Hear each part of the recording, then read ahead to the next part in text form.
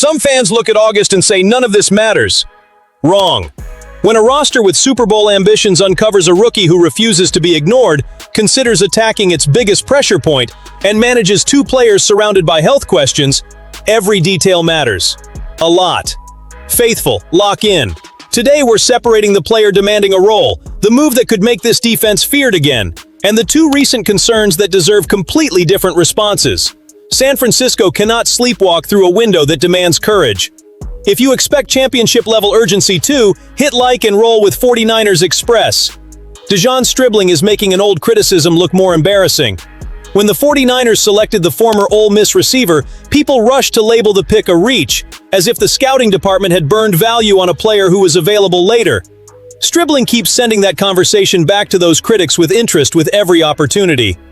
He caught 4 passes for 46 yards in the latest test, tying veteran Kaderil Hodge for the team lead in both categories. But reducing his performance to a stat line would miss the message. He keeps showing up. He keeps turning chances into production. Most importantly, the competition does not seem to intimidate him. For a rookie who arrives surrounded by outside doubt, that is already a massive change in position. Ryan Paganetti, a respected football strategy and analytics consultant, pushed the point even further by describing Stribling's preseason production as unprecedented. That carries weight because this is not simply an excited fan overreacting to a handful of plays. An analytical perspective sees something rare in his start. And when something rare appears in August, the coaching staff needs to test it at the highest level available. Kyle Shanahan now has a welcome responsibility. Raise the difficulty. Put Stribling against more demanding coverage. Move him around the formation. Demand that he block. Find out whether he can maintain this efficiency once defenses know the football might come his way. Treating him like a cute preseason story would be the worst possible response. He has already moved beyond that stage. The question is no longer whether San Francisco drafted him too early. It is how much real work he can claim inside an offense built on precision. Some restraint still matters because producing in August does not guarantee dominance once opposing starters arrive, windows shrink, and every bad read can kill a drive. But nobody has to diminish what is happening to sound rational. Stribling is doing exactly what a doubted player should do. Eliminate excuses, stack evidence, and force his coach to reconsider the hierarchy. His stock is not merely rising. Right now, he is kicking down the door. Stribling's rise represents an answer developing from within. The second story points toward a need that may require force from the outside. San Francisco cannot enter the season asking hope to carry its pass rush, especially while Nick Bosa and Michael Williams work through physical situations that must be managed carefully. If John Lynch sees the market crack open, moving aggressively would not be a luxury. It would protect the entire plan.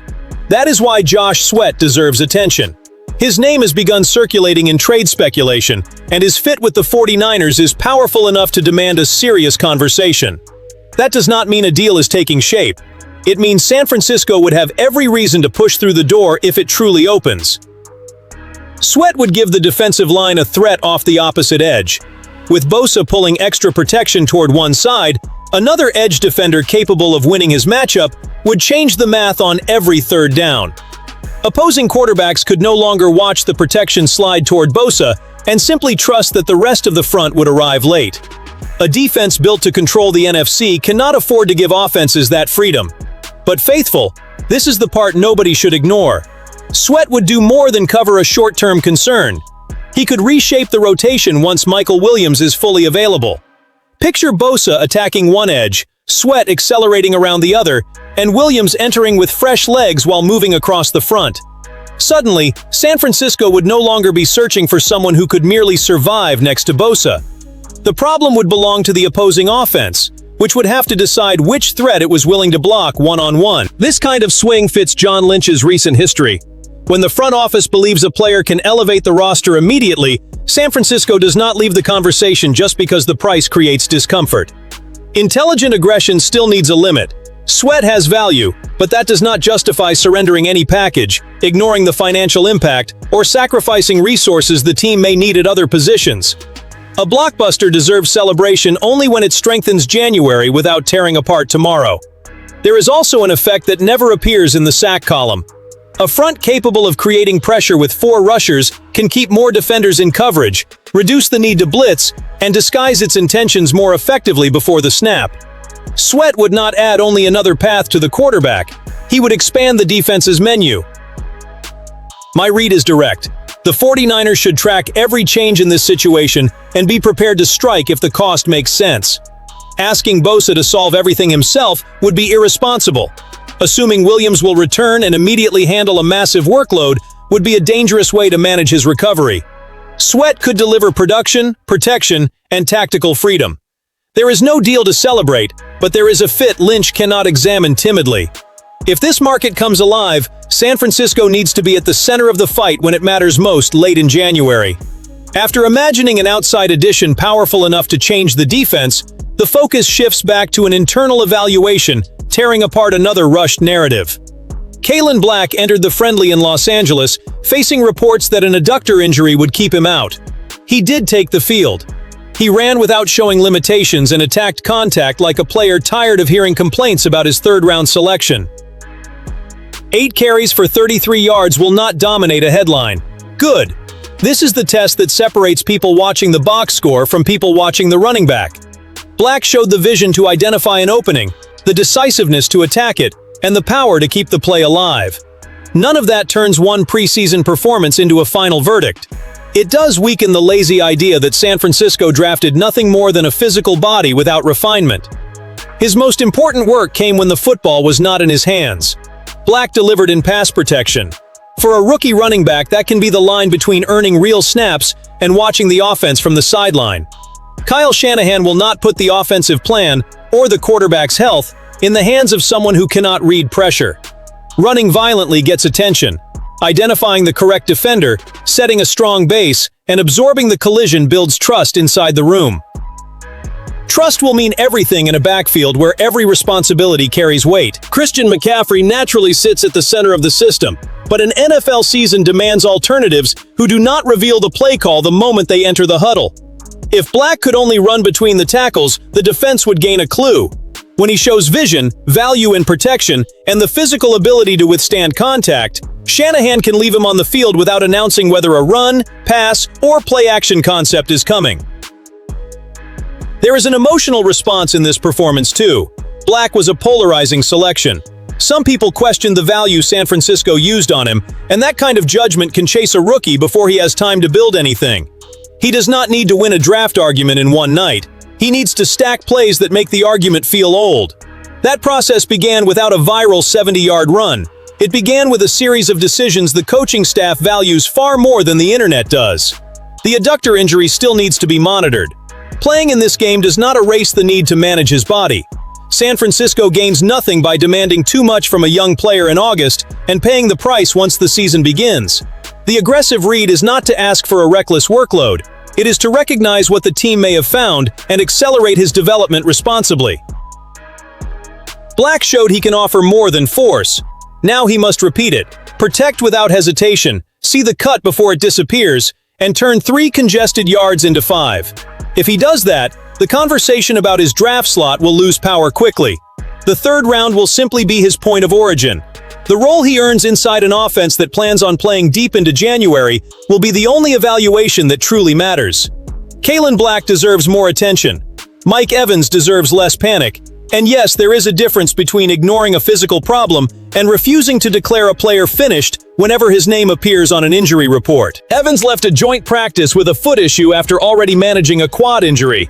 The reaction from 49ers fans is understandable because they are still learning what the veteran's routine looks like in San Francisco.